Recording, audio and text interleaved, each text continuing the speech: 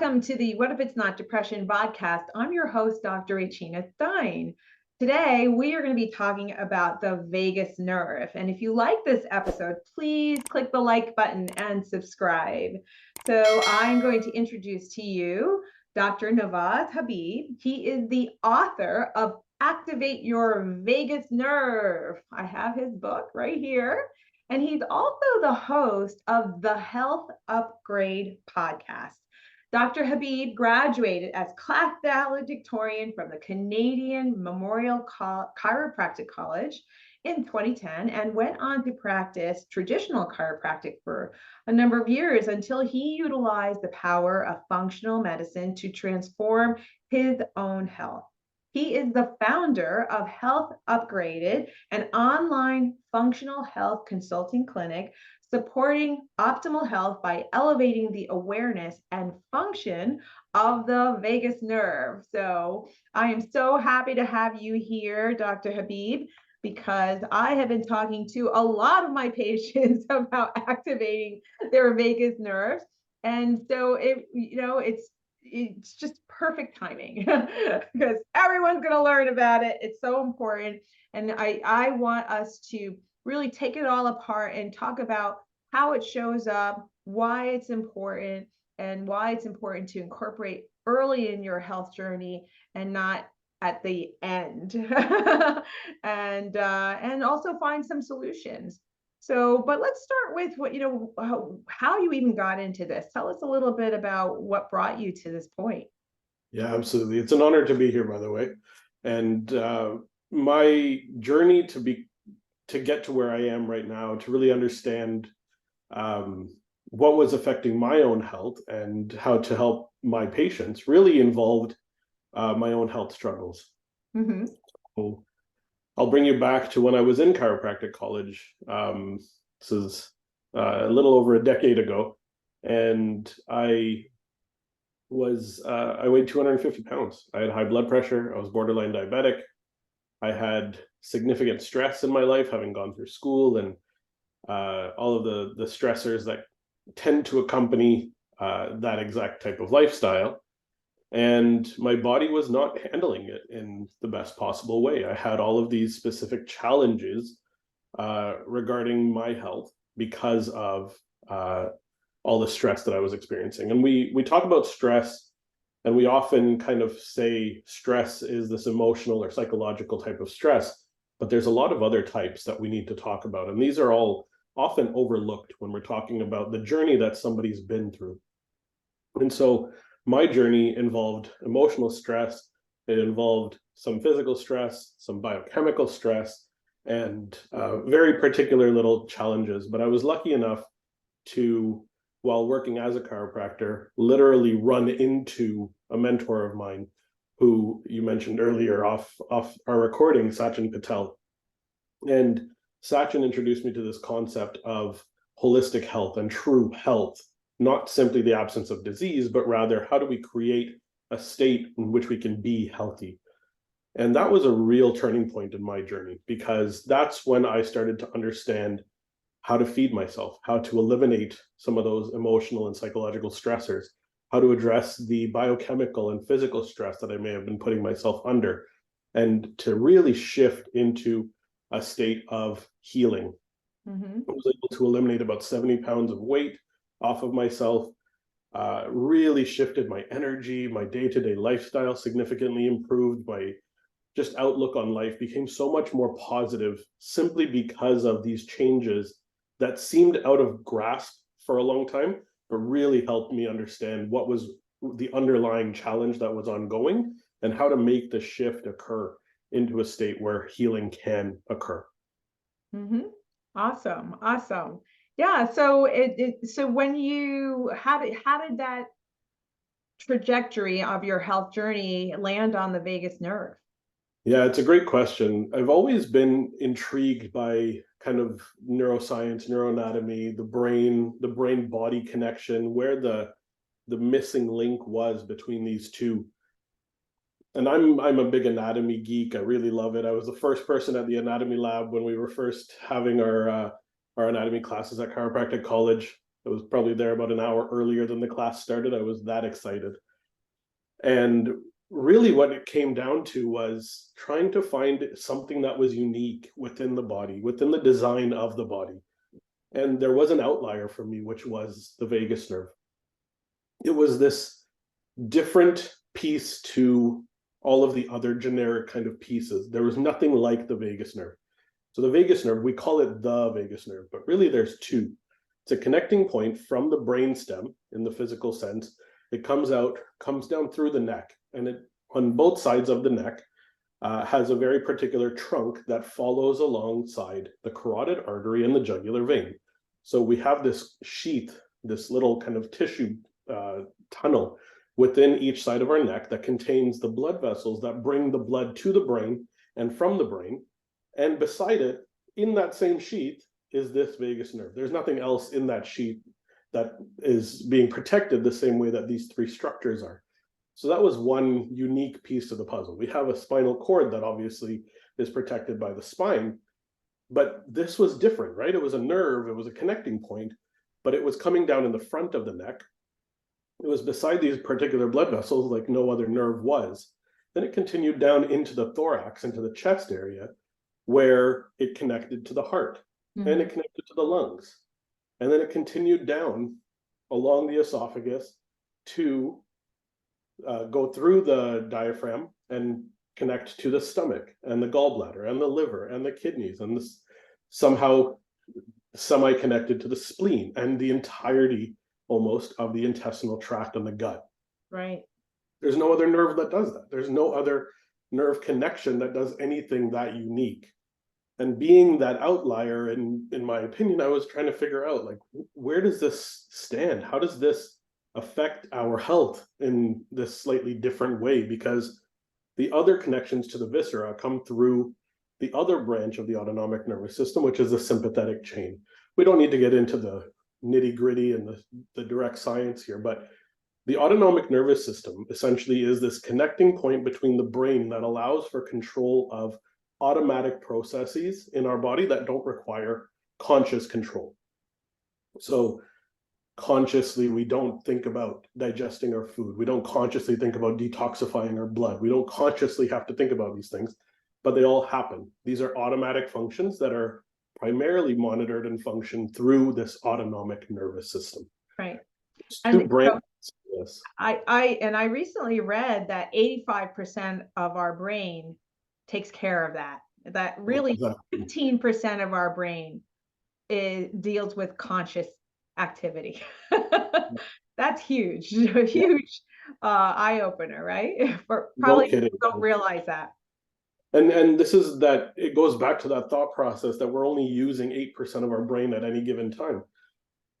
I think that's in conscious control, because it's not like the brain, like 92% of it just shuts off. That's not going to happen. We have these automatic functions that need to occur, understanding what's happening in our environment, looking at all of the different things that are happening, and subconsciously our body is taking in all of the connecting points and determining, are we in a state where we're happy and healthy, or are we dealing with something that might be affecting us in a negative way?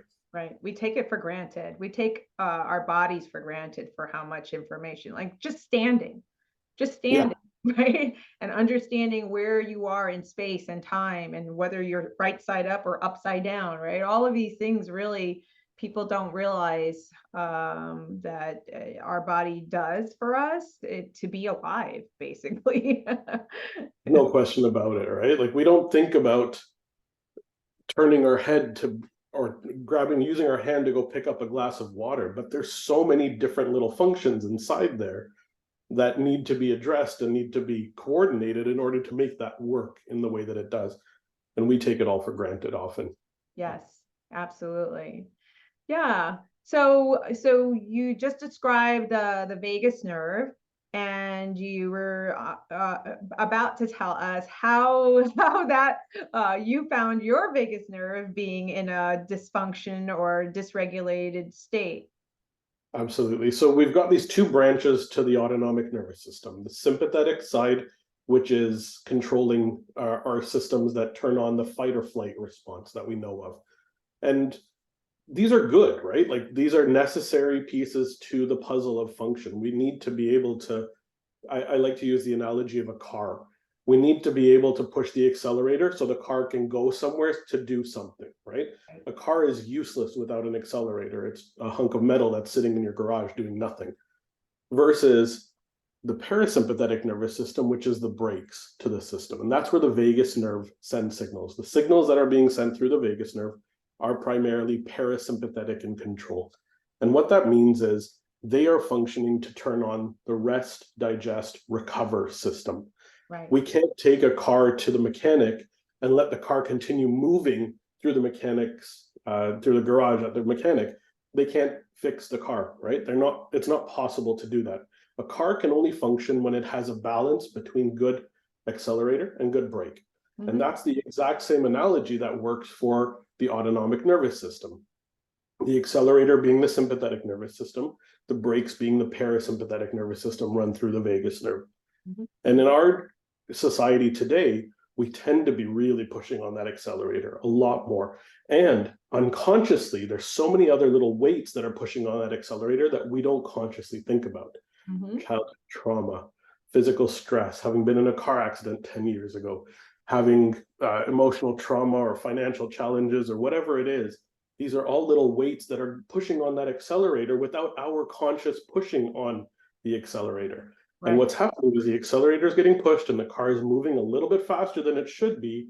And every time we try to go and shut the car down or slow it down using the brakes, the brake pads start to wear out just a little bit more than they should. And over time, as those brake pads wear out, our ability to shift from accelerator to brake decreases. And over time, that results in the inability to slow down, the inability to shift our state to rest, digest, recover. That's where the vagus nerve doesn't work effectively.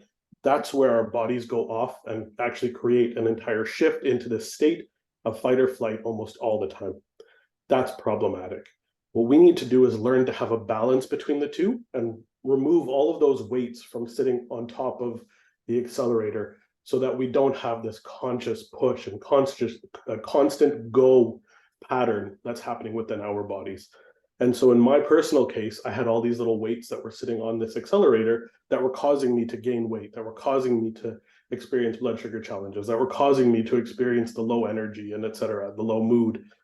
These were all things that were affected my overall state. And once I learned what those were, and I started to be able to take those off and learn how to turn on the parasympathetic nervous system really effectively, that's what really made me affect my own health. I started using that same tool with a lot of my patients, and that's what allowed me to really become the guy who talks about the vagus nerve all the time. Right. Yeah. Yes. I don't think people realize that people get stuck in a certain pattern and that the vagus nerve you mentioned, the rest, digest, and recover or heal mode, that there are a lot of things that start wearing down, like you said, the brake pad, but that brake pad is really your whole body breaks down. And so when you're not able to be in parasympathetic mode, you're not able to release all the digestive juices that you need in order to break down and assimilate protein and carbs and fats, because you need to have hydrochloric acid, which then, releases bile. And so it's all of these rhythms that are in place that are dependent on the parasympathetic system, but also sleeping is important and dependent on the parasympathetic system. And the immune system has to be in the parasympathetic place in order to heal, because the immune system has two roles. It is to fight, an immune attack. But then it also has to repair. It's two sides for the immune system. You have no idea how happy it makes me to hear you say that, because this is the thing I've been trying to spout out. And I have a second book actually coming out in the next kind of 6 months, in February of 24, called Upgrade Your Vagus Nerve, in which I dive deep into this concept of how the vagus nerve affects the immune system and how that parasympathetic control helps to shift our state from the firefighter state into the repair and housekeeping state that it should be in more often. We talk about autonomic nervous system and that control being sympathetic versus parasympathetic in the nervous system sense, but the vagus nerve is the controlling factor that determines the immune system and how the immune system is functioning, and whether we're in that firefighter, protect, fight, maintain kind of that safety state, versus building and controlling and recovering and resting and getting over those challenges and making sure that our organs function really, really well. And so that's what book number 2 is going to dive deep into. Oh, I can't wait. I can't wait for you to publish that. Yeah, so but it's important to know that there needs to be a balance, a back and forth. And that's where resilience comes in, because some people don't respond quickly enough and then recover quickly enough, So, or the recovery time is really long. And I find that when people are able to stress themselves and then recover quickly, that's a really, really good sign that they're getting well. I mean, that's huge to me. It absolutely is. That is such an important piece that is overlooked, and I'm glad that you're able to catch that with your patients. It is entirely about resilience and adaptive capacity. How quickly are you able to shift your state in order to be able to get into that recover state, or be able to rest effectively, or be able to digest effectively? And too many people are suffering because they're not capable of doing that effectively. Right. And it's not their fault. It's their biology, so some people get really angry, upset, frustrated, down on themselves if they aren't able, or feel weak because they're not able to respond, or they're overreacting or triggered or whatever it is that's going on. And it's not all there in their head. It's in their body. And it's really important to recognize that, and that there's things that they can do. And so I talk a lot about how foods, infections, toxins, and stress can create inflammation in the body and disrupt that gut-brain axis, and can result in all sorts of mental health symptoms, So I would love for you to talk more about the vagus nerve and how that connects the gut to the brain. I was actually talking to someone this morning at a meeting, and they had no idea. There's still so many people who have no idea that the gut is connected to the brain. So I would love for you to tell us about that connection and why that's so important. I'm going to guess that most of your listeners have heard of this concept of the gut-brain axis, but I'm going to kind of give you the simple answer to this. And the physical connection, literally the physical connection between the central nervous system and brain and our gut, is, in capitals, bold, italics, underlined, is the vagus nerve. The vagus nerve, actually 80% of the information on the vagus nerve is coming from all of those organs going up to the brain. And it's literally going from gut to brain. And it's sending all the signals that are coming in from the microbiome, from the immune system that's present in the gut lining. Here's a fun stat for you. Did you know about 70% of the immune cells by volume within our body are located in the lining of the gut? That's all getting signaling and figuring out what's going on in the environment of the gut and sending those signals up through the vagus nerve to the brain, so the brain can know exactly what's going on and coordinate what's going to happen next, and send out signals to either turn on the sympathetic nervous system or turn on the parasympathetic nervous system and control that inflammatory trigger, control that stressor that's driving that immune system hyperactivation that's occurring. The gut-brain axis is literally the connecting point between our two brains. The first brain that we talk about being the central nervous system, the second brain being the enteric nervous system, which is the nervous system lining inside the gut. When we don't have good connection between the two, what suffers more often than not is digestion initially, and secondarily our mental health, very, very significantly, because 90 to 95% of our serotonin, I believe it's somewhere in there, I think it's around 90 something percent of our serotonin by volume in the body is produced within the gut. Serotonin, as we know, is heavily linked to mental health challenges. And it's very important to have a good balance and good quantity and good function of that serotonin. And then we've got this immune system side of things, where the immune system has all of these cells that are present in the lining. These little patches of tissue within the lining of the gut are called Peyer's patches and gut-associated lymphoid tissue. These are little patches of immune system cells that are located throughout the entire lining of it. The gut is where all of the good nutrients come in, but it's also where the majority of our negative challenges from a biochemical standpoint can enter the body. And so we need to be protected. We need to have a good first line of defense, and that's the immune system that's present there. When we have a condition that many of, I imagine the listeners and people that are watching have heard of, which is called leaky gut syndrome, it often happens because of a combination of either a food sensitivity, a microbiome dysregulation or kind of imbalance that can occur within the microbiome, and a lack of vagus nerve stimulation to the immune system cells that are present underlying the lining. Because the cells that help to promote a good, strong gut lining are the macrophages, which are one of the most important immune cells present in the lining of the gut. Those macrophages, when given signals from the vagus nerve in the form of acetylcholine, actually help to improve the strength of the gut lining. There's some really good studies on this in particular, showing that it can prevent ultrastructure injury.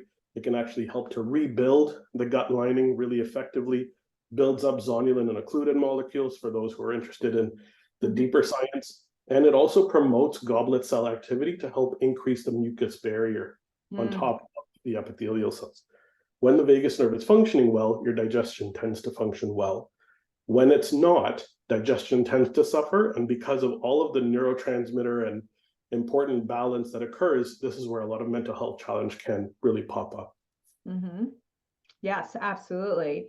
I would love to hear your explanation, because I've always had trouble explaining. How is it that, when serotonin is made in the gut appropriately, how does it reach the brain? It doesn't, and that's a really cool thing. It doesn't reach the brain, but the signal of serotonin presence within the gut dictates the state of our central nervous system. We often think of mental health challenges as happening in the central nervous system, and they're not. They're happening more in the gut than they are in the central nervous system. It doesn't go up, but it does go into the rest of the body. It does go into other areas. But from a neurotransmitter physical standpoint, it's the gut that drives mental health, no question about it. Right. Yes, I completely agree. Yeah.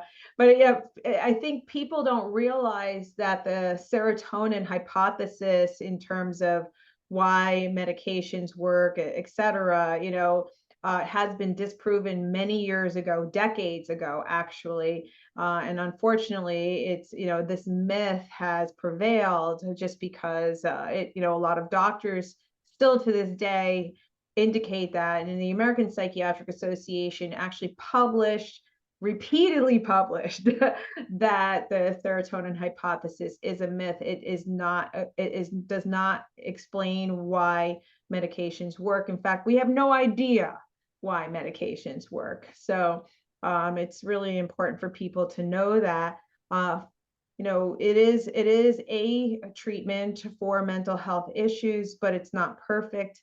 And in my opinion, it should be used in very restricted situations and for severe situations, not just for mild or moderate depression or anxiety, because there's so many other options now that we provide.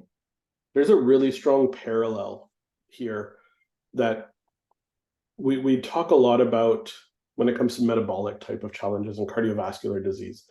The parallel that I'll draw here is we talk about serotonin as being linked to mental health challenges is the same way that cholesterol is linked to cardiovascular disease. It's not serotonin that drives it. It's not a lack of it or whatnot. It's a dysregulation that occurs at the nervous system connecting points and the immune system connecting points that causes that to occur. There's a really great analogy. This was Paul Saladino actually gave this analogy when he was talking about cholesterol and heart disease. And the analogy is that cholesterol is like wood within the body. And if we do our best to reduce the cholesterol level within the body, we're reducing the risk of the wood being burnt and creating a fire. Mm-hmm. But that wood is necessary for so many other things within the body. Cholesterol is necessary for the lining of our cells, right? For the cell membrane function to be good and strong. Cholesterol is required for hormones. Cholesterol is required for liver function. Cholesterol is required in the same way that wood is required in our normal society for so many different things. Right. The issue is not the wood. The issue is what's lighting the wood on fire. Right. And what's often missed is that missing piece is immune system activation that drives it. It's the immune system being triggered by inflammatory challenge, inflammatory stressors that cause that wood to light on fire. It's the same way that serotonin is almost like that wood in the analogy. And it's not the serotonin that's the issue, but rather when the serotonin is dysregulated and there's not a good balance of serotonin, dopamine, norepinephrine, and all of the other neurotransmitters, and the immune system becomes hyperactivated because it's dealing with extra stressors, it's dealing with extra challenges. And when that immune system gets activated and pushed into that sympathetic state, it's almost like it becomes a firefighter that's trying to build up repair, right? Mm-hmm. There's a disconnect that occurs there. And it's these inflammatory triggers that drive the immune system dysregulation, which leads to these conditions. It's not the serotonin, it's not the wood, it's not the cholesterol. It's the challenge, it's the spark, it's the fire that gets started because of the inflammation that is not being controlled. Right. Yeah. I always explain to my patients that cholesterol is the high cholesterol, high blood sugars, high blood pressure. Those are signals that something is gone awry in the body. In the same way that the smoke alarm goes off in your house, that's a signal that something is awry in the house, And so what we need to do is find what is going on that's turned on the alarm, and to try to find those root causes, and eventually all of those things eventually do reduce. If you find the root causes, the cholesterol goes down, the blood pressure goes down, the blood sugars go down by themselves. So the body is actually working the way it should be. And it's just a matter of figuring out why. And just like taking the battery out of the smoke alarm is not going to fix the problem. So suppressing Absolutely right. cholesterol with medication is not going to solve the problem. That Exactly. to me is equivalent of just taking the batteries out of the smoke alarm. That's not going to solve the problem. So it's really important to understand that there are multiple drivers, and it's usually in the realms of foods, infections, chronic infections, toxins, stress, all of which that affect your hormones, especially cortisol, right? So Absolutely. No yeah, question about it. yeah. So we are talking about inflammation. I would love for you to talk about the role of inflammation in depression that you know of, and also the role of the vagus nerve in controlling inflammation. Yeah, this is really important to understand. And the role of the immune system and the role of the vagus nerve are almost intertwined with one another. The vagus nerve imparts control over inflammatory activity. So when the vagus nerve is active, it can control how much inflammation that an immune system cell or set of cells are producing and sharing and sending out cytokines and creating more of an immune system reaction. When the vagus nerve is not working, that cell is primed to be turned on into something that's more damaging, more inflammatory, and send out a lot more signals that bring in a lot more immune system cells. And one of those cells, when it comes to mental health issues, when it comes to depression, anxiety, very clearly is what's called the microglial cell within the central nervous system. Microglia are what are known as the tissue resident macrophages of the brain and the central nervous system. These glial cells, they were literally called glia because they were thought to be the glue that held the brain together in a physical sense. And they missed the entire point because these glia are actually what's the best way to put this? They're the architects of how our brains function. Mm-hmm. And they're the housekeepers. They're the housekeepers. Only the housekeepers, the security, the all of it's the concierge, it's everything in every single one of these organs. And they have very important functions when it comes to brain function overall. And neuroplasticity is one of these really big ones that we think of, right? Neuroplasticity is the ability to form new connections and strengthen these new connections between neurons as we grow. And that's required for growth, for learning, for creating positive habits. But it can also go in the opposite direction. It can break good habits. It can build up bad habits. It can allow for connections to occur that, like, I have this connection that something that I've had for many years is I sit down on the couch and within about 10 minutes, I have this feeling and this habitual feeling to get up and go to the fridge. Mm-hmm. Right. And that's a neuroplastic connection that I've had to consciously work to break. But that is a habit. That's a connecting point habit. And unfortunately, it's a negative one and one that needs to be broken versus these connections of, I know when I sit down and I get into a flow state, I can write 3,000 words today, no problem for my next book, right? So these are connections that are being drawn. And the way that neuroplasticity works is when the microglia are working really well and they're in this parasympathetic state. They're in a building and recovering state. What happens when those microglia are in a sympathetic or an inflamed state is they break down new connections and they become hyper activated and they don't allow for growth and learning to occur. And they use a ton more energy to try to eliminate these positive connections that might be trying to be made. And that results in fatigue and that results in lack of neuronal connection. And that can affect significant areas of the brain that are necessary in balancing mood.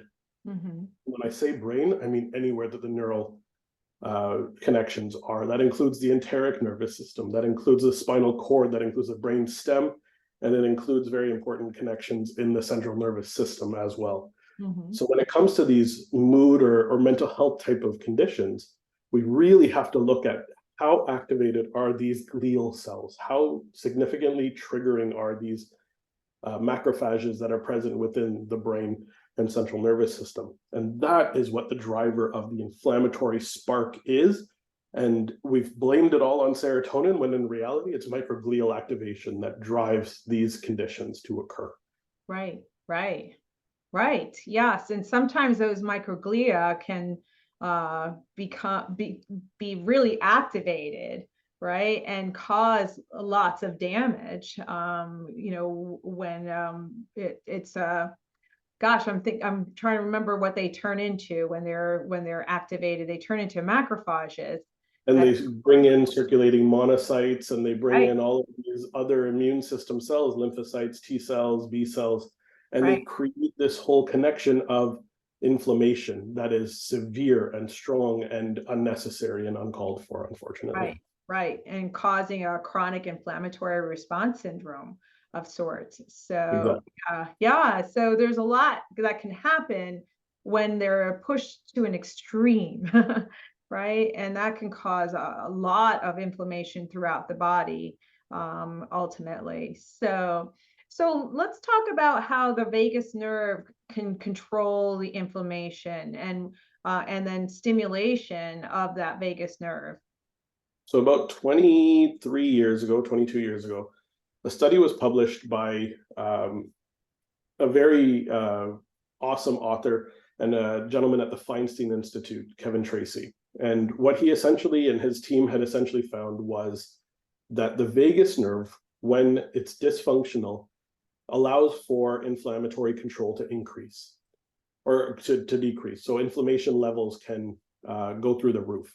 But when the vagus nerve works really well, it actually creates an inflammatory controlling signal throughout the body. And this pathway was given a name. It's literally called the cholinergic anti-inflammatory pathway.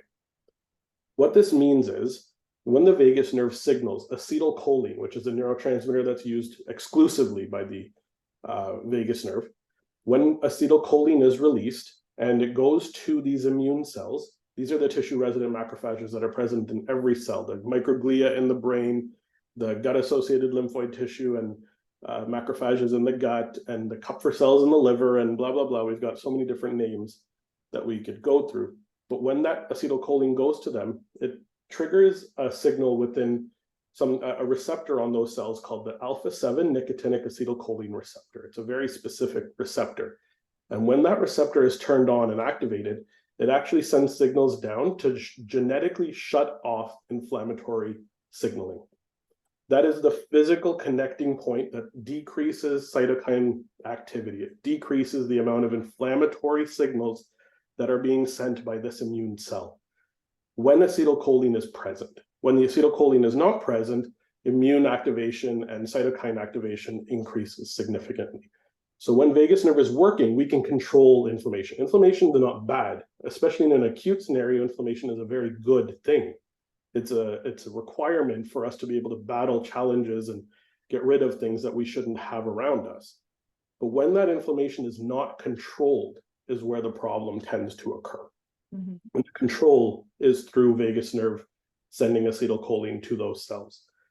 Very recently, another very cool finding occurred that mitochondria, which are the powerhouses within each of our cells, they're kind of the battery or the powerhouse that produces energy within the cell, they actually have their own alpha-7 nicotinic acetylcholine receptor on the mitochondrial surface within the cell.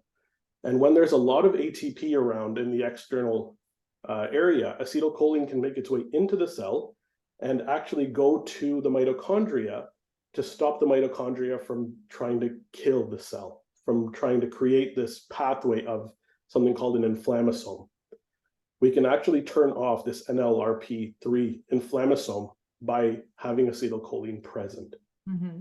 And so when the vagus nerve is working, there are three very important pathways: the JAK2 STAT3 pathway, the CFOS pathway, and this mitochondrial DNA inflammasome reduction pathway. There's three different pathways by which inflammation is controlled in these, particularly in the macrophages, but in a lot of different immune cells.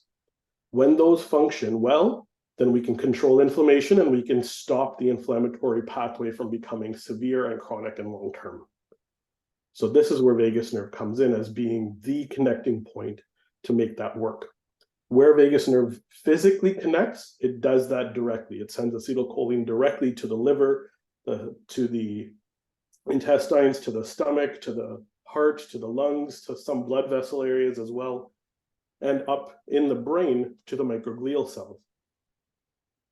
When it doesn't connect physically to those tissues, it sends a signal through a different nerve called the splenic nerve to the spleen that has an amplifying effect, sending acetylcholine out through these very important cells called CHAT cells or T lymphocytes.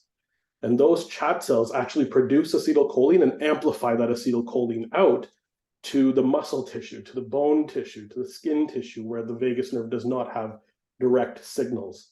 And so that's how we control inflammation in all of these other tissues as well, where the physical connection is not there.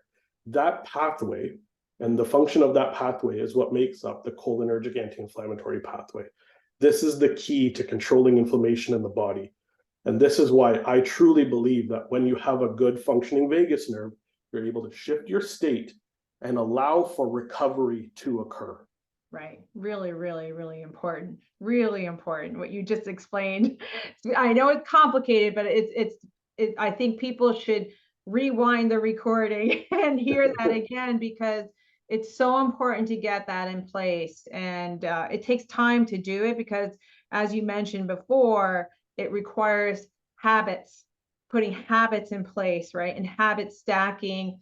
And not just, with the tools that you're going to talk about, but also the mental habits as well, positive thinking, looking at cognitive distortions and beliefs, addressing your belief system that can drive some of the stress that can keep your vagus nerve, dysregulated. So I would love for you to if you're finished with that explanation, talk about some of the tools that you have written about in your book that could help people get started what's a good place to start. And before we even do that, I do want to mention that people don't really even realize that they are in a fight flight state. So because of our modern society, yes, we're not being chased by tigers, but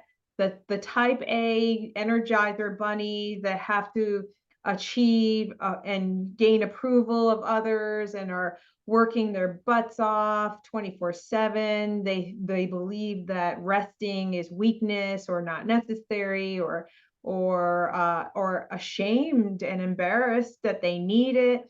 Like, these are the types of people that need to get that that they have to, especially if they're getting sicker and sicker and sicker. This might be the one thing that they have to really prioritize.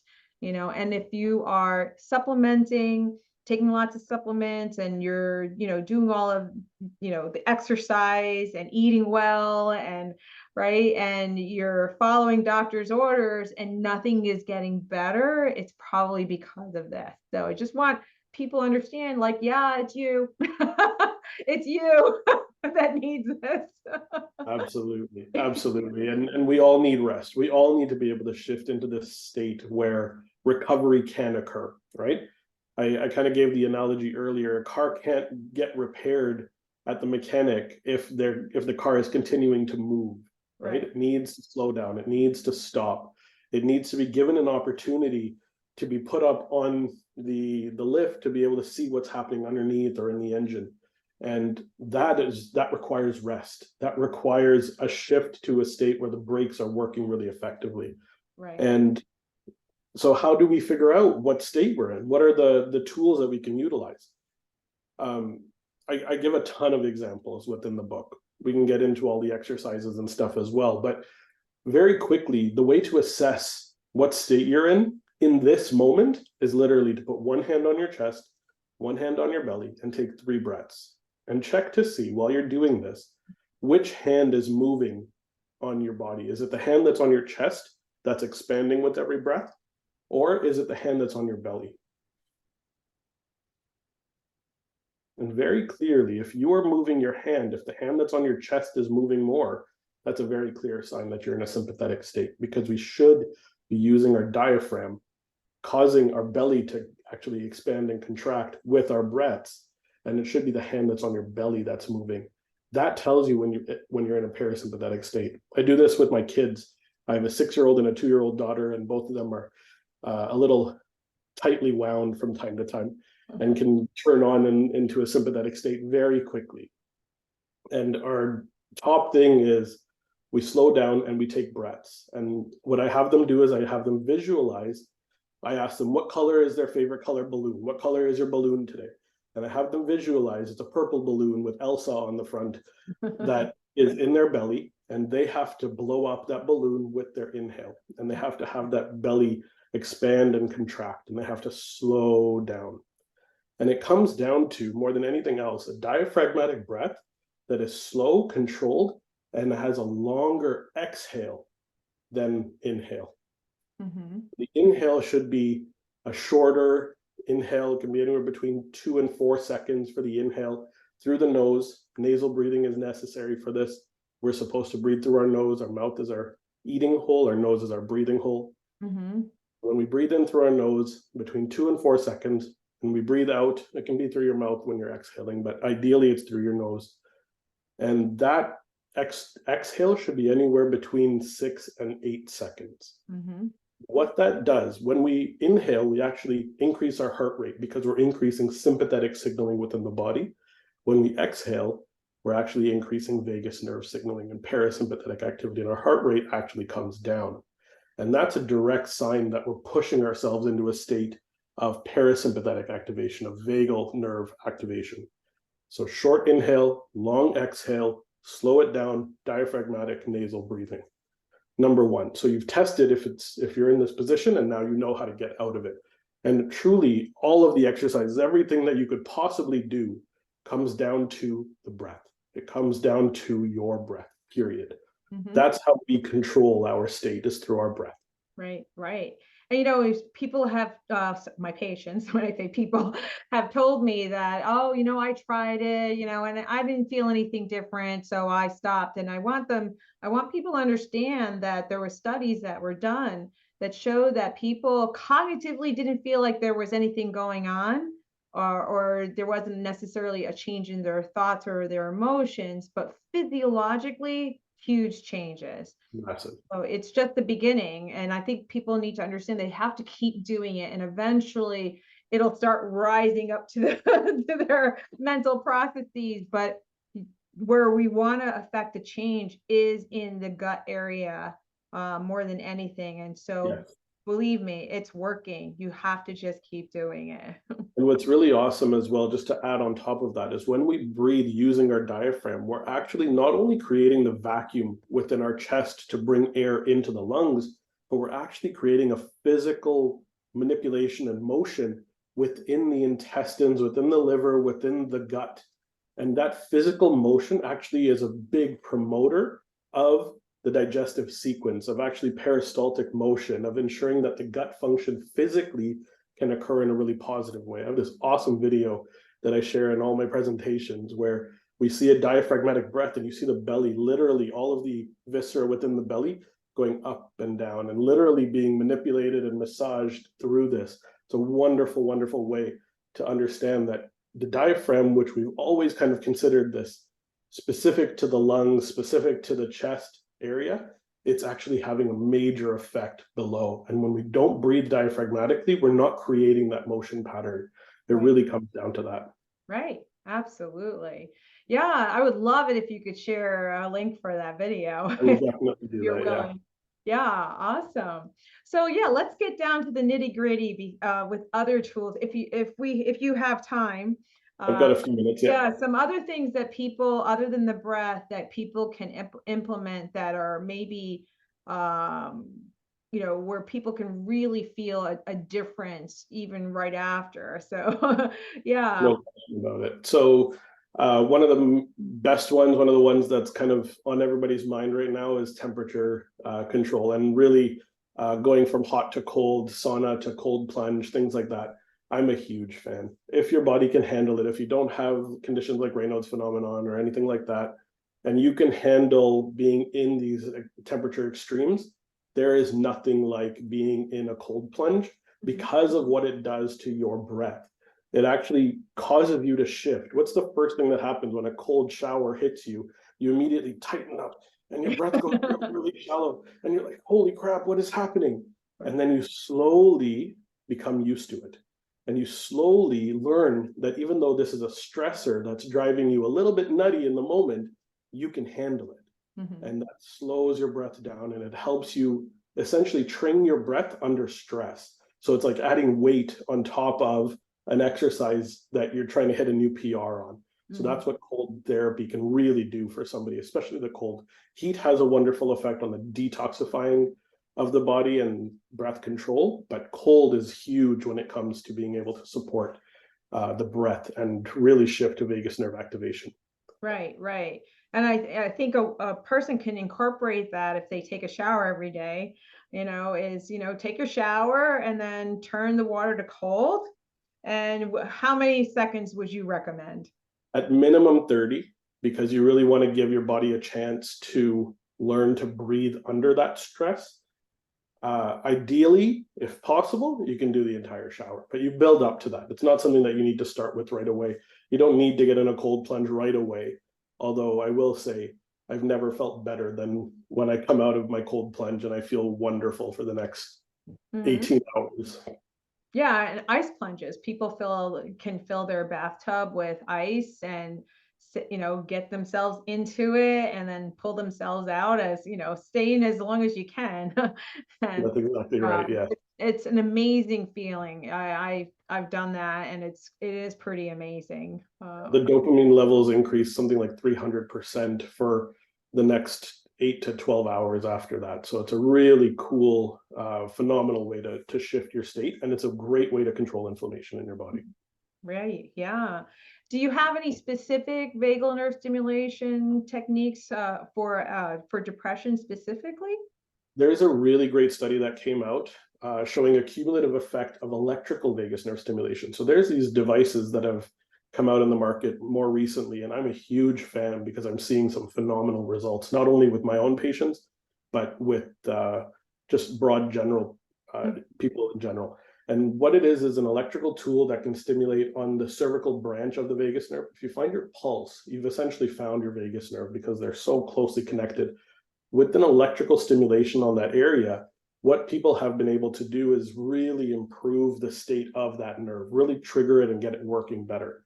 And this study that I mentioned showed implanted devices that were done over time. And what essentially happened was we had doubling of improvements in all depression symptoms over 5 years, and like half the number of suicidality, half the number of severe depression symptoms when combined with treatment as usual. Mm-hmm. Really cool little thing that we now have handheld devices that we can put on our neck. Things like the Truvaga device from GammaCore or the Pulsetto device. These are great devices for those who are really interested. And if you're really suffering, these are phenomenal for anxiety. They're phenomenal for sleep. They're phenomenal for just digestive control. I've had some really cool studies and really cool improvements for patients that I'm working with. So big fan of these vagus nerve stimulation devices.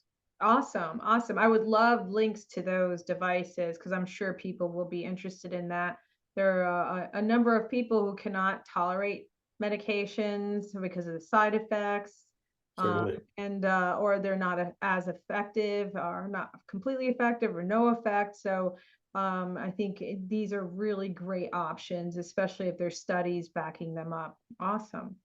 And what's great about them is they're easy to use. It's like between 2 and 4 minute stimulation daily. It's not like you need to do a ton of it forever. And it's not like it's something that you need to literally have implanted. These are non-invasive devices. So they're great for somebody who's really suffering or really needs to get out of that sympathetic state and shift to parasympathetic. Right, right. So it's 2 to 4 minutes. How many times a day? You can do anywhere between 2 minutes to 4 minutes twice a day. Mm-hmm. Most people don't need much more than that. And they're really great for, I like to keep it beside my bed. Mm-hmm. It's on my bedside table, and I'll do 2 minutes in the morning when I wake up and 2 minutes at night before I go to sleep. And it's wonderful. It's a great way to just get into that calm state, ready to sleep. And then it's actually very cool. There's some cognitive effects that are very positive that have been shown through studies with the Air Force and through Defense Language Learning Institute that you can actually learn faster. So there's some really awesome cognitive awareness, awake support, and sleep support that can come from the use of these devices. Great, great. Awesome. So yeah, we need to wrap up. I do want to let people know about Dr. Habib's book. It's on Amazon, I believe. Yes. Yes. Most many other places. Yes. Yes. And we have all of your contact information in terms of your website, and you're on Facebook and Instagram. And why don't you let everyone know where you're located if they wanted to work with you? Yeah. So Health Upgraded, we're an online health consultation company. So we can work with people basically anywhere in North America right now. But I personally am located in Toronto, Canada, and work with patients all over the world and clients all over the world. And if you're interested in learning more about it, you can go to healthupgraded.com, or you can check me out on Instagram, Dr. Navaz Habib.